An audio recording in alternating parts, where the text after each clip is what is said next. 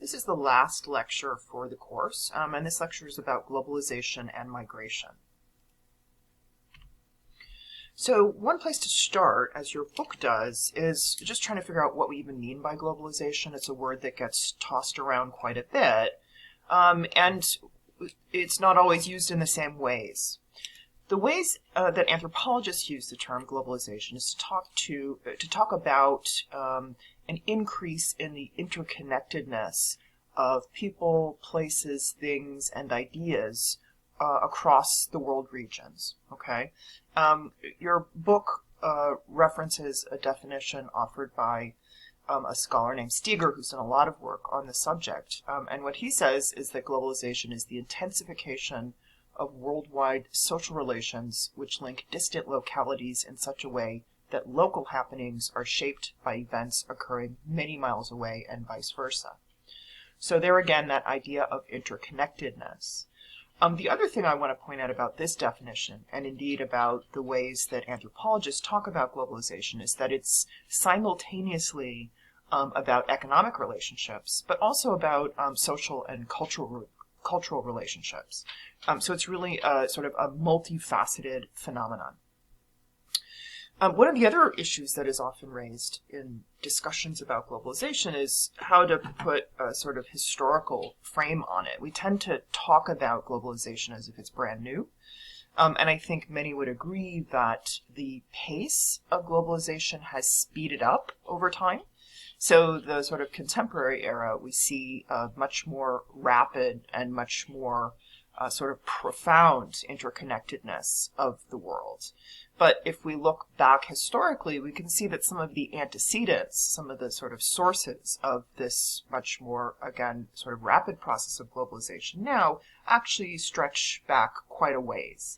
And different scholars push that historical timeline back to varying degrees.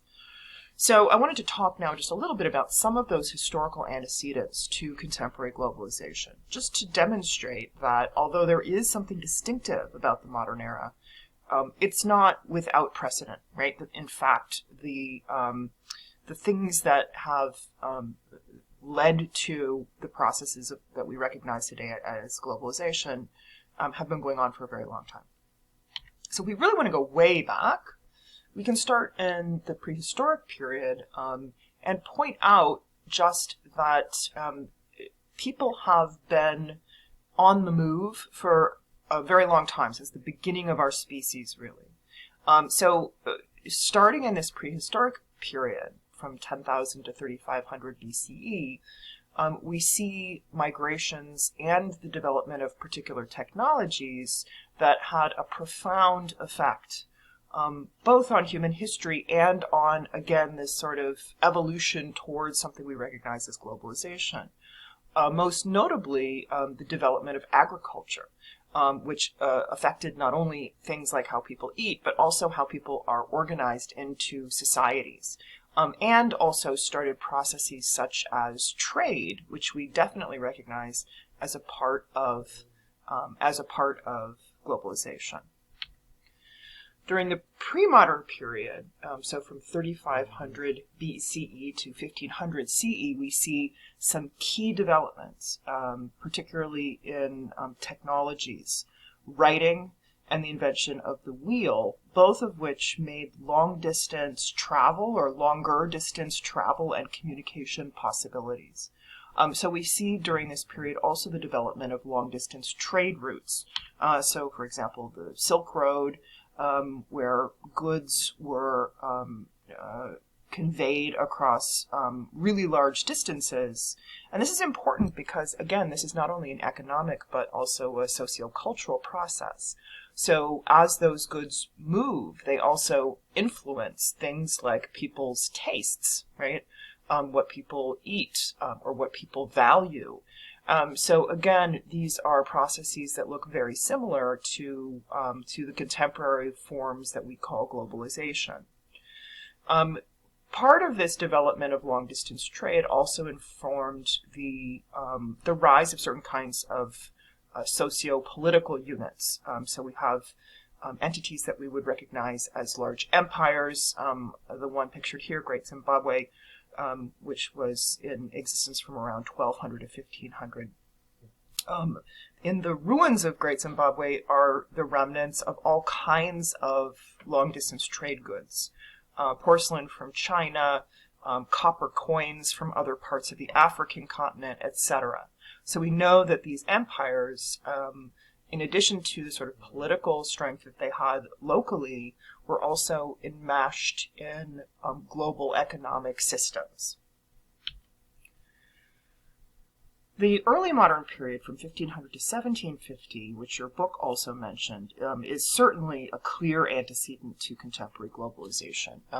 This is during the period when the European countries traveled the world and established themselves as colonial powers by claiming territories in various parts on various parts of the globe.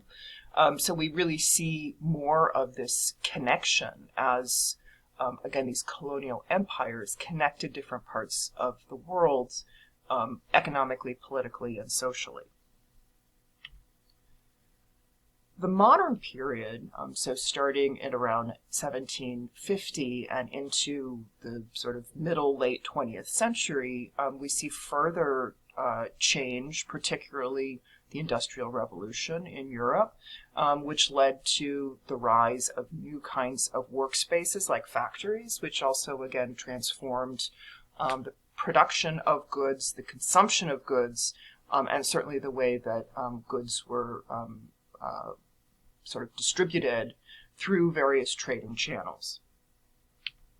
Your book also mentions a particular moment in 20th century history, which is the Bretton Woods Conference and the various other developments after World War II that established international organizations that in the period since then have had a tremendous effect on the world and on this, again, increasing interconnection.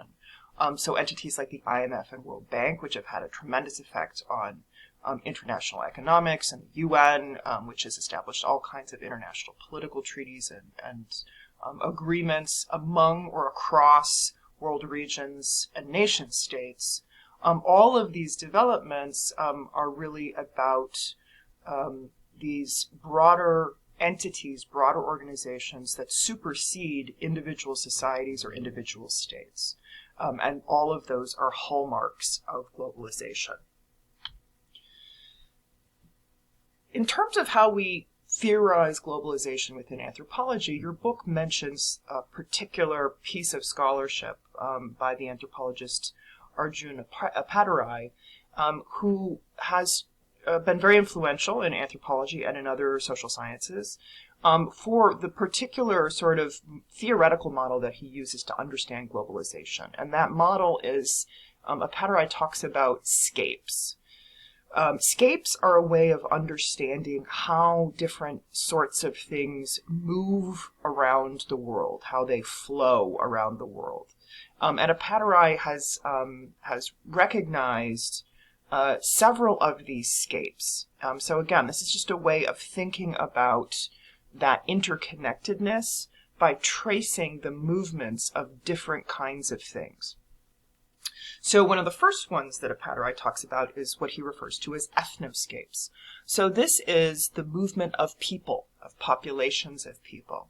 Migration is also a part of the unit that we're working on this week.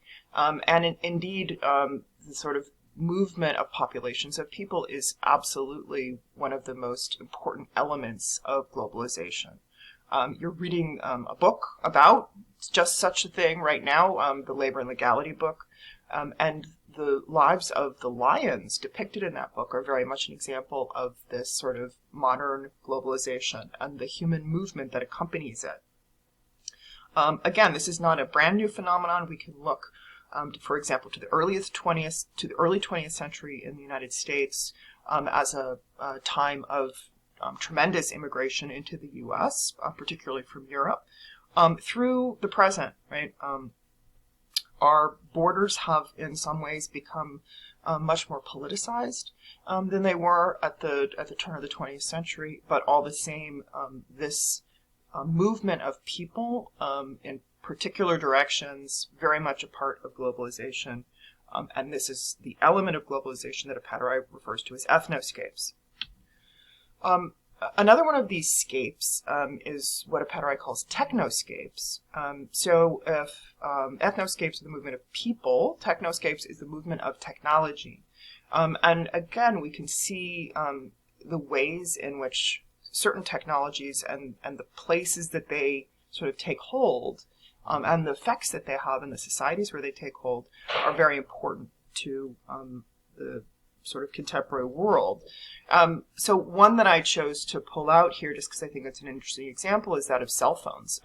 In the U.S., many of us sort of have taken for granted that we have a cell phone on us at most times of the day. But the fact is the distribution of these kinds of technologies is really uneven. And there are some sort of surprising ways in which technology is distributed. So, for example, although we think of the cell phone as a sort of largely Western phenomenon, the fact is that the majority of cell phone users live in the developing world. And if you look, in fact, at the adoption of cell phones on the African continent, you see incredible growth. So even as the vast majority of people in Africa do not have landlines, there's this incredible increase over recent years of people with cell phones. So there was sort of, although in the U.S. many households started with landlines and moved from there to cell phones, on the African continent, many people sort of leapfrogged over the landline directly to the cell phone. And that's had a huge effect on both the ability of people to stay in touch with other people and across even diasporic communities, as it affords people the ability to stay in touch with other family members and friends who have migrated to other parts of the world. Finance scapes are another one of the scapes. We know that money is mobile in the contemporary world, that in fact it often exists in a completely electronic or virtual form as it moves across various kinds of banking and investment organizations. So one of the things that Apataray noticed is that one of the things that's absolutely flowing around the world are finances. Mediascapes is another one where one of the facts of globalization is that various media forms are not limited to a particular locale, that in fact, particularly now via the internet and other kinds of communication forms, television shows, movies, music, any kind of media can transgress all of those boundaries. So there's a lot greater sort of proliferation as these media forms travel the globe. One example I pulled out is the case of the popularity of the TV show Columbo in Japan. You guys may be, or maybe you're too young to remember Columbo, which was a sort of detective show back in the 1970s, which interestingly has become a very popular show in Japan. So this is again just an example of media forms crossing national and cultural boundaries via mediascapes. Idioscapes are another one of Apataray's scapes. This is the movement of ideologies. So we can certainly talk about political ideologies as crossing boundaries. Your book talks, for example, about neoliberalism as one sort of ideology that has had a tremendous effect on world society. And one of the ways that it has done so is by being sort of exported from the West to various other countries and becoming a sort of dominant ideology in that way. Now, as these kinds of movements and intersections take place, one of the key things that anthropologists like to point out is that it doesn't mean that local culture gets destroyed.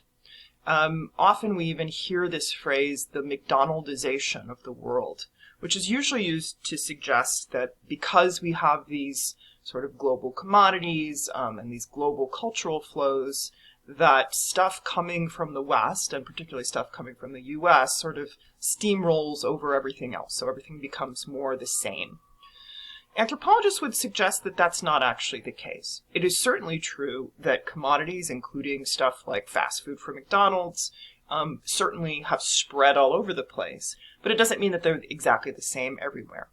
So, in fact, what often happens when there are sort of global, either cultural items or items for consumption that move from one place to another, where they are received, they take on some of the local flavor. And that process is sometimes referred to as globalization. So in other words, it's between the global and the local. So it's the ways in which the global and the local connect. So we can even look at something that seems as sort of familiar as McDonald's and see that it's not actually the same everywhere, right? McDonald's is an international corporation that certainly has its fingers all over the place, right? It's in contact with all countries in the world for the most part, but it still is connected to local tastes to some extent. So if you look at the menu items at McDonald's restaurants in different countries, you'll find that in fact they are different. They reflect what people in that place want to eat, for example. You'll also find, if you look, there's actually quite a bit of research on McDonald's. You'll also find that if you look at that research, that the meanings of McDonald's are also really variable. So in the U.S., we tend to think of McDonald's and fast food more generally as very casual, right? But in plenty of places, McDonald's is a sort of status symbol, and it's something that's considered sort of a high status place to go or to be seen. So it really depends on the social context. And again, we find lots of things in today's world that are at that intersection of global and local. Speaking of consumption, consumption is another key topic in the anthropology of globalization. The things that people buy often have a lot to do with things other than just the object itself. That they reflect questions of taste, what people prefer, and they also confer identity and status.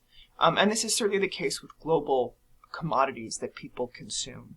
That certain kinds of brand names often are seen as reflecting something about the owner. And people therefore go to great lengths sometimes to get a hold of those things. One example is sushi tuna, and I use this as an example because of the incredibly globalized nature of this particular item for consumption. So some sushi tuna, some of the best sushi tuna, in fact, is caught off the waters of Massachusetts. But it is often still routed through the major sushi tuna brokers who are located in Japan. And there's a famous fish market in Tokyo where much of the sushi grade tuna passes through on its way elsewhere. So you can start to imagine that a high status item like this sort of very fine kind of sushi tuna can make a sort of global journey from where it is caught in the Atlantic Ocean to where it is brokered in Tokyo, Japan, to where it ends up on your table, right? So this, in fact, is a picture from a local restaurant here in Chicago. So when you eat sushi, you may, in fact, be eating an extremely sort of globalized commodity that has gone all the way around the world just to get to that plate. So when anthropologists think about globalization, for the most part, the interest is in understanding the processes and understanding how globalization operates in the world. But we can also think about how those processes of globalization affect people. And I think it's fair to say that there are both some sort of what we would generally think of as positive effects and some of what we would generally think of as negative effects, as your book points out. So it is true that there are all kinds of things that people are able to access by virtue of globalization that they wouldn't have been able to in the past. So things like technologies that allow you to stay in touch with other people, to communicate across boundaries and across huge spaces, access to information, receiving aid, right? Even humanitarian aid across boundaries and across world regions. All of those kinds of connections really do have the possibility of increasing people's well-being. But there are lots of negative things attached to globalization as well. It's not simply the case that globalization sort of brings more good things into everyone's lives, because globalization still happens in a context of global inequity. And indeed, there's a certain amount, even maybe particularly in recent years, of backlash against globalization. So one of the sort of byproducts of globalization is xenophobia. That is, people reacting against the flows of people and cultural items and ideas that are crossing boundaries, and reacting by saying, no, let's shore up those boundaries, right? Let's keep people out, let's secure our borders, etc.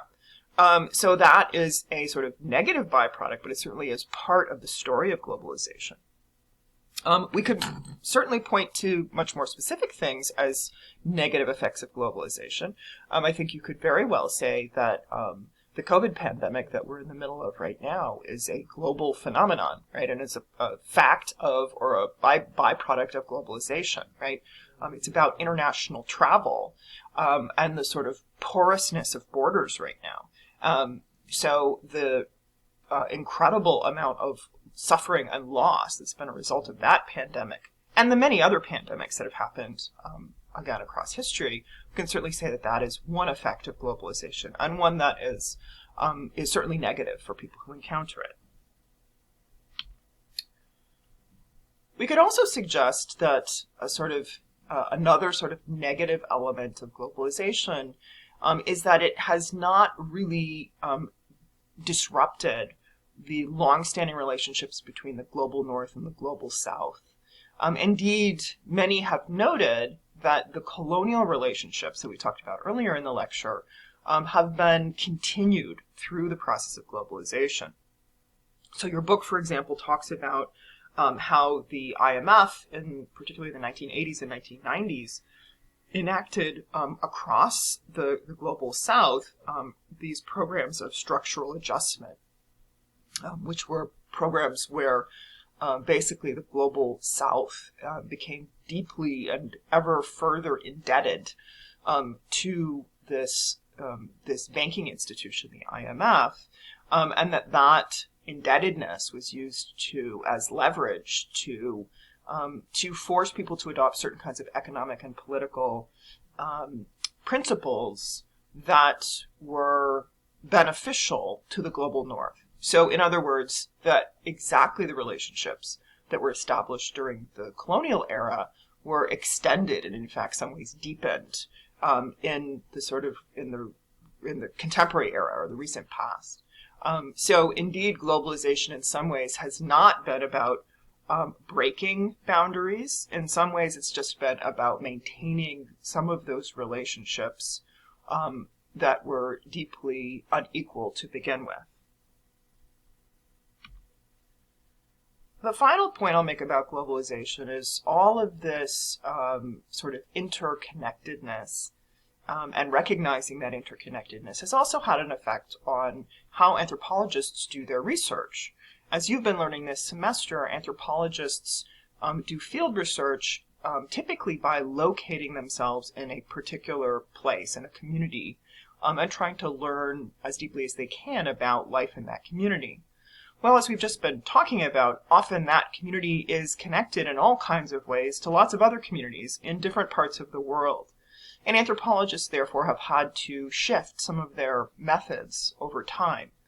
One of the ways is by doing what's sometimes referred to as multi-sited ethnography. So still using some of those same techniques of doing interviews and observations and all those other kinds of things we've talked about, but maybe doing it in several different locations, right? To try to get a sense of how different places are connected as part of a network, right? So not assuming that each community is sort of separate unto itself, but trying to bridge between one place and another by doing some research in one part of the network and some research in another part of the network. So that's one way in which anthropology has changed.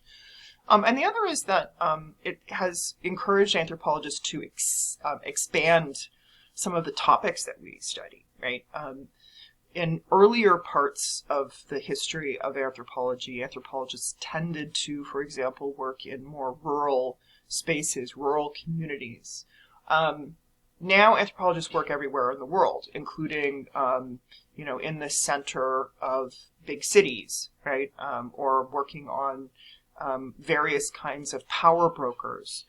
So indeed, anthropologists understand that it's important that the research that we do also demonstrates those connections between the global north and the global south, and precisely those power dynamics that are that unequally distribute power across the world. So I don't think anyone would say that anthropologists have stopped doing the kind of research that has long been a part of the field, but more that we have added on some other techniques for doing research and some other topics that are increasingly important in the wake of globalization.